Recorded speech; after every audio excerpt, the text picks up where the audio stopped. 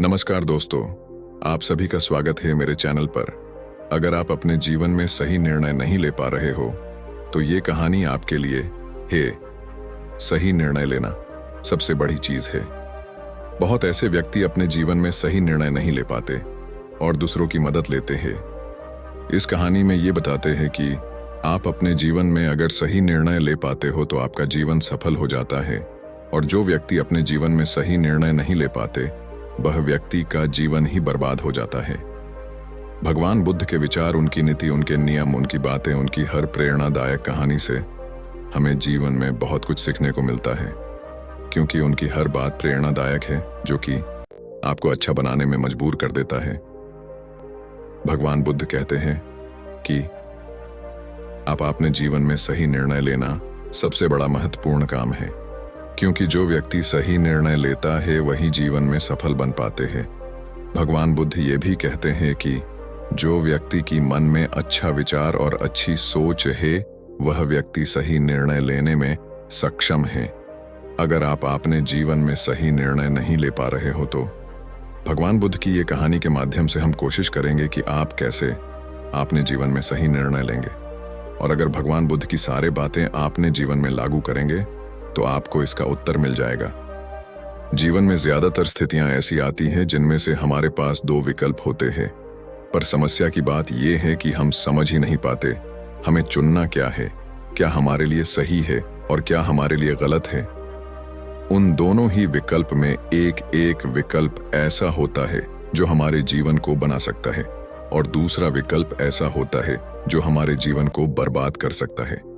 एक छोटी सी कहानी गौतम बुद्ध की है जो आपको बताएगी कि सही निर्णय कैसे ले। एक बार गौतम बुद्ध एक गांव में लोगों को कुछ प्रवचन दे रहे थे।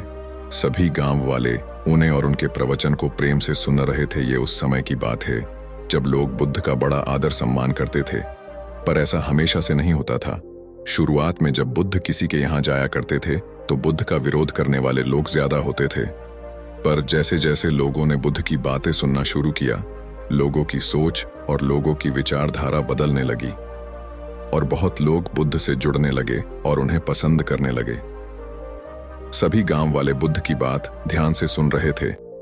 उन गांव वाले लोगों में एक व्यक्ति दूसरे गांव का था जो बुद्ध की बातें सुन रहा था।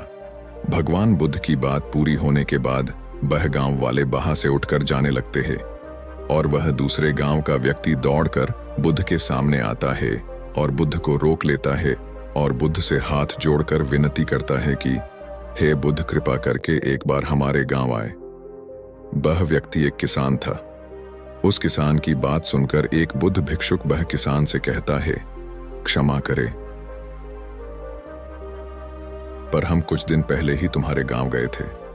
पर वह किसान नहीं मानता। वह बुद्ध की चरणों में लेट जाता है और बुद्ध से विनती करता है कि हे बुद्ध, कृपा करके एक बार और हमारे गांव पधारे। बुद्ध उस किसान से कहते हैं, हम तो तुम्हारे गांव अवश्य आएंगे, तुम चिंता मत करो। वह किसान से ये कह के बुद्ध और उनके शिष्य बुद्ध भिक्षुक वहां से चले जाते हैं। अगले दिन सुबह ही बुद्ध और उनकी कुछ भिक्षुक शिष्य उस गांव के लिए प्रस्थान करते हैं। कुछ देर में ही बुद्ध और उनकी भिक्षुक वो गांव में पहुंच जाते हैं। बुद्ध को देखते ही सभी गांव वालों की भीड़ जमा हो जाती है। गांव के सभी लोग बुद्ध के पास आते हैं और बुद्ध के सामने बैठ जाते हैं। लोगों के मन में जो भी प्रश्न आता है वह सभी गांव वाले भगवान बुद्ध से वहां प्रश्न करते हैं और बुद्ध उनके सभी प्रश्नों का उत्तर देते हैं। गांव के सभी लोग बुद्ध की ओर आ जाते हैं, लेकिन वह किसान बुद्ध के पास नहीं आता। वह किसान बुद्ध के पास इसलिए नहीं आ पा रहा था क्योंकि आज सुबह सुबह ही उसके 2 बैल खो गए हैं, जो वह किसान की रोजी रोटी की साधन था, जिससे वह अपना परिवार पालता था। वह किसान घर में चिंतित बैठा हुआ है और वह किसान ये सोच रहा है कि वह बैलों को ढूंढने जाए या फिर बुद्ध के पास जाए। वह किसान पूरी तरह से दुविधा में फंस जाता है। उसके पास 2 विकल्प होते हैं। पहला विकल्प तो ये है कि वह बुद्ध के पास जाए और उनकी बातें सुने, क्योंकि बुद्ध को उसने ही आमंत्रित किया है, और दूसरा विकल्प उसके पास ये होता है कि अपने बैलों को ढूंढने जाए जिससे उसका अपने परिवार पलता था। वह किसान बहुत सोचने के बाद एक विकल्प चुनता है। आपको क्या लगता है कि उसे क्या चुनना चाहिए? वह किसान चुनता है कि वह बैल ढूंढने जाएगा और वह ये निर्णय लेने के बाद तुरंत जंगल में अपने बेल को ढूंढने के लिए निकल जाता है। भगवान बुद्ध और उनकी सभी भिक्षुक वह किसान का इंतजार कर रहे थे जिसने बुद्ध को बुलाया है। बहुत देर इंतजार करने के बाद बुद्ध और उनके भिक्षुक उस गांव से वापस चले जाते हैं।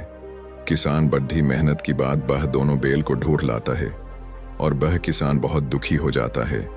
उसे खुशी तो होती है क्योंकि उसके बेल मिल गए, और उसे दुख इस बात की है कि उसने ही तो बुद्ध को उसके गांव में बुलाया था और वह ही बुद्ध से नहीं मिलने गया। अगले दिन सुबह वह किसान बुद्ध को ढूंढते ढूंढते बुद्ध के पास पहुंचता है और उनकी चरणों में लेट जाता है और वह किसान बहुत रोने लगता है। बुद्ध उस किसान से कहते हैं कि तुम रो क्यों रहे हो। वह किसान बुद्ध से कहता है, हे बुद्ध, मैंने ही तो आपको आपने गांव में बुलाया था और मैं ही आपसे मिलने आ ना सका। बुद्ध, मैं आपको बताना चाहता हूं मैं आपसे मिलने क्यों नहीं आ सका। कल जब आप हमारे गांव में आए थे उससे कुछ समय पहले मेरे दोनों बेल जंगल में खो गए थे और मेरे पास दो विकल्प थे। पहला, या तो मैं आपकी बातें सुनने आ जाऊं, और दूसरा, या तो मैं अपने बेल को ढूंढने चला जाऊं। बेल मेरी रोजी रोटी है, इसको पालकर मैं अपने परिवार का गुजारा करता हूं, और बेल मुझे वापस नहीं मिलता तो मैं और मेरा पूरा परिवार भूखा मर जाता। इसलिए मैं दूसरा विकल्प चुना और मैं अपने बेल को ढूंढने चला गया। वह किसान भगवान बुद्ध को कहता, मुझे क्षमा करें बुद्ध, मैंने आपका अपमान किया। बुद्ध किसान की बात सुनकर मुस्कुराते हैं और उसे अपने गले से लगा लेते हैं और उस व्यक्ति से कहते हैं, अगर उस समय मुझसे पूछते कि तुम्हें क्या चुनना चाहिए तो तुम्हें भी वही कहता जो तुमने किया, क्योंकि अगर तुम बेलों को ढूंढने की बजाय मेरी बात सुनने आ जाते तो तुम मेरा एक भी शब्द सुन नहीं पाते, क्योंकि तुम अपने बेलों के ही बारे में सोचते। पर अब तुम्हारे बेल मिल गए हैं, अब तुम मुझे आराम से सुन सकते हो।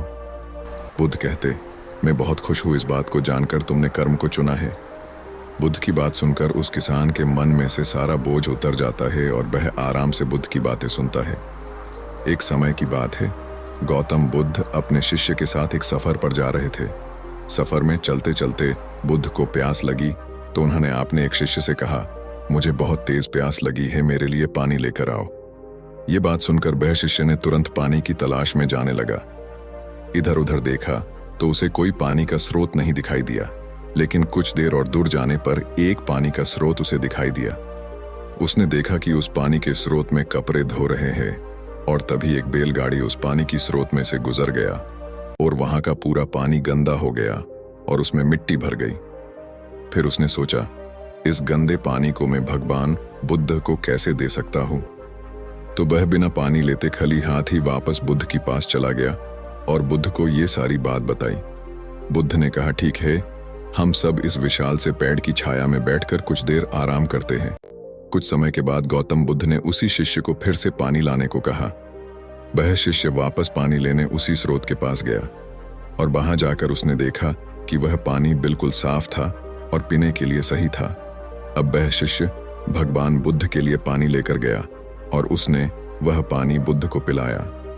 भगवान बुद्ध ने सबको ये बात बताई कि जिस तरह से पानी में कीचड़ मिट्टी फैल गई, लेकिन उसे थोड़े समय तक छोड़ देने से पानी के अंदर सारी मिट्टी नीचे बैठ जाती है और वह पानी वापस से साफ हो गया। इस तरह हमारा मस्तिष्क भी है। जब हमारा मस्तिष्क अशांत हो तब उस वक्त मौन रहो। हमारा मस्तिष्क भी थोड़े समय के बाद शांत जरूर होगा। अशांत मस्तिष्क से कोई भी निर्णय नहीं लेना चाहिए। बस हमें करना यह है कि हमें अपने मस्तिष्क को थोड़ी देर तक शांत रखना है, जिससे कि हम अच्छे फैसले यानी सही निर्णय ले सकते हैं। आज की हमारी ये कहानी, जीवन में सही निर्णय कैसे लें, गौतम बुद्ध की कहानी का उद्देश्य है कि जीवन में नेक सही निर्णय या सही फैसला आपकी जीवन को बदल सकती है। इसलिए जब भी आप कोई बड़ा कार्य करने के लिए कोई भी निर्णय ले, उसे सोच समझ कर ही लेना और फैसला लेते वक्त अपने मस्तिष्क को शांत रखें। फैसला या निर्णय लेते वक्त एक बार नहीं, आप 1000 बार सोच समझ कर ही फैसला ले, क्योंकि आपका एक निर्णय आपके जीवन को खुशी से भर सकता है या तो आपका पूरा जीवन दुख से। उम्मीद करता हूँ कि यह वीडियो अच्छी लगी है। इसी तरह की वीडियो को आगे भी देखने के लिए चैनल को लाइक, शेयर और सब्सक्राइब करना ना भूले। धन्यवाद।